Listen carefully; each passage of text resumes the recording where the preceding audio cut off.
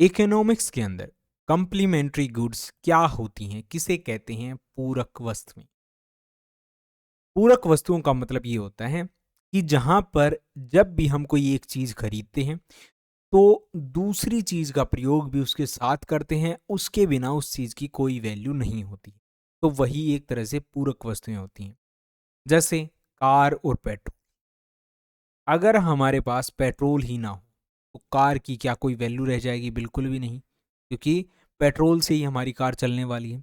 तो यहाँ पर कार और पेट्रोल दोनों का होना जरूरी है। तो इसीलिए हम इन दोनों क्या कहेंगे? पूरक वस्तुएं कहेंगे। यानी एक के बिना दूसरी चीज बेकार हो जाती। जैसे पेन और स्याही है। अगर हमारे पास पेन है लेकिन उसके अंदर स्याही नहीं है तो उसकी कोई वैल्यू नहीं है, उसका कोई मतलब नहीं रह जाता। इनका रिश्ता ऐसा होता है, अगर किसी एक चीज की कीमत बढ़ जाती है तो दूसरी चीज की मांग अपने आप कम हो जाती है, भले ही उस चीज की जो कीमत है वो ना बढ़ी हो। जैसे कार की कीमत मान लेते हैं 10 लाख रुपए, ठीक है। पेट्रोल की कीमत है 100 रुपये। नॉर्मल ऐसे ही चल रहा है।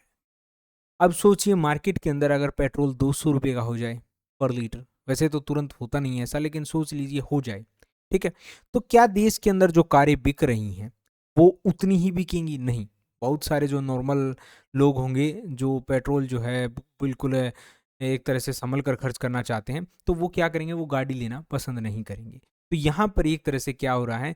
फर्क किसी एक चीज पर आ रहा है, यानी पेट्रोल की कीमत के ऊपर आ रहा है, लेकिन मांग किस चीज की? कार की प्रभावित हो रही है। तो इसी प्रकार से ये क्या है? एक पूरक वस्तु है, यानी एक चीज दूसरे को प्रभावित करने का काम करती है।